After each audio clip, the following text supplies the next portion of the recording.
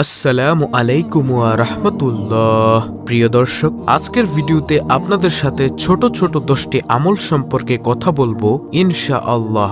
আমলগুলো ছোট কিন্তু এতটাই গুরুত্বপূর্ণ যে এই আমলগুলো কিয়ামতের দিন আপনার মিজানের পাল্লাকে ভারী করে দিবে। সুবহানাল্লাহ। প্রিয় নবী সাল্লাল্লাহু আলাইহি ওয়াসাল্লাম এই আমলগুলোর সম্পর্কে বলেছেন, 7 আসমান ও 7 জমিনের চেয়েও এই আমলগুলোর ওজন বেশি হবে। সুবহানাল্লাহ। তাহলে চলুন একে একে প্রত্যেকটি আমলের সাথে আপনাদেরকে পরিচয় করিয়ে দেই যে আমলগুলো হাসরে মিজানের পাল্লাকে ভারী করে দিবে।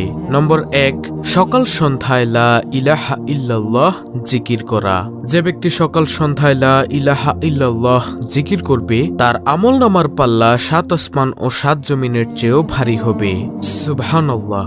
তার জন্য জান্নাত হবে সুনিশ্চিত। হাদিসে এসেছে, হযরত আব্দুল্লাহ ইবনে আমর ইবনে আস রাদিয়াল্লাহু তাআলা আনহু বর্ণনা করেন, রাসূলুল্লাহ সাল্লাল্লাহু আলাইহি ওয়াসাল্লাম বলেছেন, আল্লাহর নবী নূহ আলাইহিস সালাম মৃত্যুর সময় তার ছেলেকে এ বলে ওসিয়ত করেছেন যে 2টি জিনিসের আমল করবে আর 2টি জিনিস থেকে বিরত থাকবে। আমলের আদেশ ছিল লা ইলাহা ইল্লাল্লাহ জিকির করা। মনে রেখো, যদি 7 আসমান ও 7 জমিন এক পাল্লায় রাখা হয় আর অপর পাল্লায় লা ইলাহা ইল্লাল্লাহ রাখা হয় তবে লা ইলাহা ইল্লাল্লাহ পাল্লা ভারী হবে। সুবহানাল্লাহ। শুধু তাই নয়, তিনি আরো বলেছেন, যদি 7 আসমান ও 7 জমিন একটি অবিচ্ছেদ্য গোলাকার বৃত্ত হতো তাহলে লা ইলাহা ইল্লাল্লাহ ও সুবহানাল্লাহি ওয়া বিহামদিহি সবকিছুকে চূর্ণ বিচূর্ণ করে ফেলতো। আল্লাহু আকবার। ইহা প্রতিটি জিনিসের দোয়া এবং এর মাধ্যমে সৃষ্টিরাজি রুজি পেয়ে থাকে। আর তোমাকে নিষেধ করি শিরক ও অহংকার থেকে। মুসনাদ আহমদ, বুখারী, আদাবুল মুফরাদ। এছাড়াও হযরত আনাস রাদিয়াল্লাহু তাআলা আনহু বর্ণনা করেন, রাসূলুল্লাহ সাল্লাল্লাহু আলাইহি ওয়াসাল্লাম বলেছেন, কিয়ামতের দিন আল্লাহ তাআলা বলবেন, হে মুহাম্মদ সাল্লাল্লাহু আলাইহি ওয়াসাল্লাম, সৃষ্টির মধ্য থেকে আপনার উম্মতের মধ্যকার এমন ব্যক্তিকে জান্নাতে প্রবেশ করান যে ব্যক্তি একদিন হলেও ইখলাসের সঙ্গে এ সাক্ষ্য দিয়েছে যে আল্লাহ ছাড়া কোনো ইলাহ নাই এবং সে এর উপর মৃত্যুবরণ করেছে। মুসনাদে আহমদ। তাহলে প্রিয় দর্শক, 10টি আমলের মধ্য থেকে এইগুলো প্রথম নম্বর আমল, অর্থাৎ লা ইলাহা ইল্লাল্লাহ জিকির করা। দ্বিতীয় নম্বর আমল, সব সময় আলহামদুলিল্লাহ বলা। সুখের খবর কিংবা দুঃখের খবর, আনন্দের খবর কিংবা বিপদের খবর, যে কোনো সংবাদেই সব সময় আলহামদুলিল্লাহ তথা সব প্রশংসা মহান আল্লাহর জন্য বলা। আর তাতে বান্দার আমলের পাল্লা 7 আসমান ও 7 জমিনের থেকেও ভারী হবে, আর তা হবে জান্নাত লাভের মাধ্যম। হাদিস শরীফে এসেছে, হযরত জাবির ইবনে আব্দুল্লাহ বর্ণনা করেন, রাসূলুল্লাহ সাল্লাল্লাহু আলাইহি ওয়াসাল্লাম বলেছেন, সর্বোত্তম জিকির হচ্ছে লা ইলাহা ইল্লাল্লাহ এবং সর্বোত্তম দোয়া হচ্ছে আলহামদুলিল্লাহ। তিরমিজি, ইবনে মাজাহ, নাসাই, ইবনে হিব্বান। রাসূলুল্লাহ সাল্লাল্লাহু আলাইহি ওয়াসাল্লামের কাছে এক বেদুইন এসে বলল, হে আল্লাহর রাসূল সাল্লাল্লাহু আলাইহি ওয়াসাল্লাম, আমাকে কোনো একটি ভালো কাজ শিখিয়ে দিন। রাসূল সাল্লাল্লাহু আলাইহি ওয়াসাল্লাম তখন তার হাত ধরে এই শব্দগুলো শিখিয়ে দিলেন, আর শব্দগুলো হলো সুবহানাল্লাহ, আলহামদুলিল্লাহ, লা ইলাহা ইল্লাল্লাহ, আল্লাহু আকবার। লোকটির হাত ধরে প্রিয় নবী সাল্লাল্লাহু আলাইহি ওয়াসাল্লাম বললেন, এই শব্দগুলো বেশি বেশি পড়বে। লোকটি একথা শুনে চলে গেল। কিছু দূর যাওয়ার পর লোকটি আবার রাসূল সাল্লাল্লাহু আলাইহি ওয়াসাল্লামের দরবারে ফিরে আসলেন। নবীজি মুচকি হেসে বললেন, লোকটি কি যেন চিন্তা করছে। ফিরে এসে লোকটি প্রিয় নবীকে বললেন, সুবহানাল্লাহ, আলহামদুলিল্লাহ, লা ইলাহা ইল্লাল্লাহ, আল্লাহু আকবার। আপনি যে এই বাক্যগুলো আমাকে শিখালেন, বাক্যগুলো তো আল্লাহর জন্য, কিন্তু আমার জন্য কি? এগুলো পড়লে আমি কি পাবো? তখন নবীজি উত্তরে বললেন, তুমি যখন বলবে সুবহানাল্লাহ, আলহামদুলিল্লাহ, লা ইলাহা ইল্লাল্লাহ, আল্লাহু আকবার, তখন প্রতিটি শব্দের উত্তরে আল্লাহ তাআলা বলবেন, তুমি সত্য বলেছ। তারপর জিকিরকারী আল্লাহর কাছে নিজের যেসব চাহিদা তুলে ধরবে আল্লাহ তাই কবুল করে নিবেন। সুবহানাল্লাহ, আল্লাহু আকবার। বান্দা যখন বলবে আল্লাহুম্মা গফিরলি, হে আল্লাহ আমাকে মাফ করে দিন, তখন আল্লাহ বলবেন, তোমাকে মাফ করে দিলাম। বান্দা যখন বলবে আল্লাহুম্মা রহামনি, হে আল্লাহ আপনি আমাকে রহম করুন, তখন আল্লাহ বলবেন, ইতিমধ্যে তোমার প্রতি রহম করেছি। বান্দা যখন বলবে আল্লাহুম্মা রযুকনি, হে আল্লাহ আপনি আমাকে রিজিক দান করুন, তখন আল্লাহ বলবেন, ইতিমধ্যে তোমাকে রিজিক দান করেছি। বাইহাকি। তাহলে প্রিয় দর্শক, 10টি আমলের মধ্য থেকে গেল দ্বিতীয় নম্বর আমল, অর্থাৎ সব সময় আলহামদুলিল্লাহ বলা এবং শ্রেষ্ঠ 4টি জিকির করা, অর্থাৎ সুবহানাল্লাহ, আলহামদুলিল্লাহ, লা ইলাহা ইল্লাল্লাহ, আল্লাহু আকবার।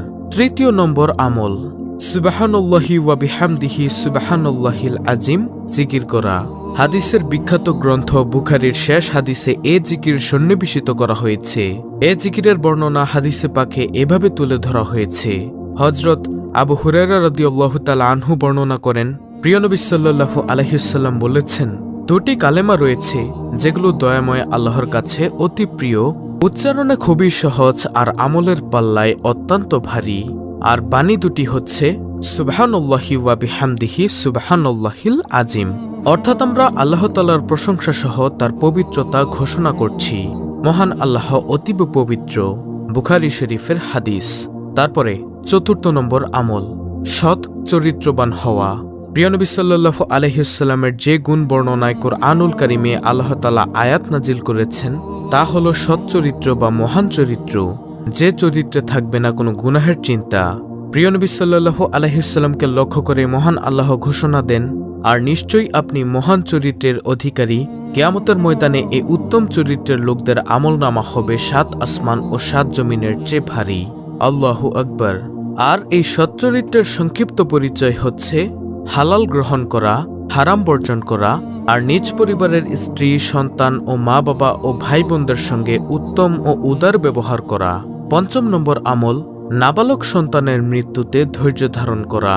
অল্প বয়সে মৃত্যুবরণকারী সব শিশুই তার মা বাবা ও আত্মীয় স্বজনের জন্য হবেন নাজাতের উসিলা, পরকালে আরাম লাভের অনুষঙ্গ ও সুপারিশকারী, আর দুনিয়াতেও হবে সুখ সম্পদের অধিকারী। এ কারণেই নাবালক সন্তানের মৃত্যুতে দোয়া করতে বলেছেন বিশ্বনবী সাল্লাল্লাহু আলাইহি ওয়াসাল্লাম। 6ষ্ঠ নম্বর আমল অন্যের জন্য দোয়া করা। নিজের জন্য দোয়া করার পর যারা মুমিন মুসলিম নারী পুরুষের জন্য এভাবে দোয়া করে, আল্লাহুম্মা গফির লিল মুমিনিনা ওয়াল মুমিনাত। কোরআনুল কারীমে আল্লাহ তাআলা প্রিয় নবী সাল্লাল্লাহু আলাইহি ওয়াসাল্লামকে মুমিন মুসলমানের জন্য দোয়া করতে এভাবে নির্দেশ দিয়েছেন, আর সেই দোয়াটি হলো ওয়াস্তাগফির লি জামবিকা ওয়ালিল মুমিনিনা ওয়াল মুমিনাত। অর্থ, হে রাসূল, আপনি ক্ষমা প্রার্থনা করুন আপনার নিজের জন্য এবং মুমিন পুরুষ ও নারীদের জন্য। সূরা মুহাম্মদ আয়াত নম্বর 19। 7ম নম্বর আমল কেউ মারা গেলে জানাজায় অংশগ্রহণ করা। জানাজায় অংশগ্রহণে রয়েছে অনেক সওয়াব ও কল্যাণ। হাদিসের বর্ণনায় উঠে এসেছে, হযরত আবু হুরায়রা রাদিয়াল্লাহু তাআলা আনহু বর্ণনা করেন, নিশ্চয়ই রাসূলুল্লাহ সাল্লাল্লাহু আলাইহি ওয়াসাল্লাম বলেছেন, যে ব্যক্তি কোনো মৃত মুসলিম ব্যক্তির জানাজায় ঈমানের সঙ্গে সওয়াবের আশায় শরীক হয় এবং জানাজা ও দাফন পর্যন্ত থাকে, ওই ব্যক্তি 2 কেরাত নেকি পাবে, আর প্রতি কেরাত হচ্ছে উহুদ পাহাড়ের সমান। আর যে ব্যক্তি জানাজা পড়ে দাফনের আগে ফিরে যাবে, সে 1 কেরাত নেকি নিয়ে বাড়ি ফিরবে। বুখারী, মুসলিম। 8ম নম্বর আমল সদকা করা, দান সদকা করা, তা একটি খেজুর কিংবা একটি খেজুরের গাছ হলেও। হাদিসে এসেছে রাসূলুল্লাহ সাল্লাল্লাহু আলাইহি ওয়াসাল্লাম বলেছেন, খেজুরের একটি অংশ দান করে হলেও তোমরা জাহান্নামের আগুন থেকে বেঁচে থাকার চেষ্টা করো। বুখারী ও মুসলিম শরীফের হাদিস। তাই আমাদের উচিত প্রতিদিন যতটুকু সম্ভব দান সদকা করা। 9ম নম্বর আমল রাগ না করা। দুনিয়ার স্বার্থের ঊর্ধ্বে উঠে নিজেদের রাগ থেকে বিরত থাকা। এ রাগ করা হবে মহান আল্লাহর জন্য, দুনিয়ার কোনো স্বার্থে নয়। তবেই এই রাগ পরকালের আমলনামায় কয়েক গুণ ভারী হবে। হাদিসে এসেছে, হযরত আবু হুরায়রা রাদিয়াল্লাহু তাআলা আনহু বর্ণনা করেন, এক ব্যক্তি রাসূলুল্লাহ সাল্লাল্লাহু আলাইহি ওয়াসাল্লামকে বলল, আমাকে কিছু উপদেশ দিন। রাসূলুল্লাহ সাল্লাল্লাহু আলাইহি ওয়াসাল্লাম বললেন, রাগ করো না। লোকটি বারবার রাসূলুল্লাহ সাল্লাল্লাহু আলাইহি ওয়াসাল্লামের কাছে উপদেশ চায়, আর নবীজি তাকে বলেন, রাগ করো না। বুখারী শরীফের হাদিস। যেহেতু রাগ দমন করা অত্যন্ত কঠিন কাজ, আর যে ব্যক্তি তা করতে সক্ষম হবে সেই দুনিয়া ও আখিরাতে কামিয়াব। রাগ দমনকারীদের প্রশংসায় আল্লাহ বলেন, যারা নিজেদের রাগ সংবরণ করে আর মানুষের প্রতি ক্ষমা প্রদর্শন করে তারাই মুহসিন বা সৎকর্মশীল। বস্তুত আল্লাহ সৎকর্মশীলদেরই ভালোবাসেন। সূরা আলে ইমরান আয়াত নম্বর 134। সর্বশেষ 10 নম্বর আমল দ্বীনের পথে দাওয়াত, আল্লাহর পথে অন্যকে ডাকা বা আহ্বান করা। যে ব্যক্তি মানুষকে মহান আল্লাহর পথে ডাকে বা আহ্বান করে সেই ব্যক্তির আমলনামা হবে 7 আসমান ও 7 জমিন থেকে ভারী। সুতরাং মুমিন মুসলমানের উচিত আজকের ভিডিওতে উল্লেখিত 10টি আমল নিয়মিত পালন করা, যেগুলো হাসরে মিজানের পাল্লাকে ভারী করে দিবে ইনশাআল্লাহ। দর্শক, ভিডিওতে 10টি আমল আপনারা আবার দেখে শিখে নেবেন। অত্যন্ত গুরুত্বপূর্ণ একটি ভিডিওটি ভালো লাগলে অবশ্যই চ্যানেলটিকে সাবস্ক্রাইব করে পাশে থাকা বেল আইকনটি অল বাজিয়ে দিবেন। ভিডিওটিতে একটি লাইক দিবেন এবং কমেন্টে আমিন লিখবেন এবং অন্য মুসলিম ভাই বোনদের কাছে ভিডিওটি শেয়ার করে দিবেন যেন তারাও দেখে শিখে এই 10টি আমল করতে পারে। আল্লাহ রাব্বুল আলামিন আমাদের সকলকে এই 10টি আমল প্রতিনিয়ত পালন করার তৌফিক দান করুন, আমিন।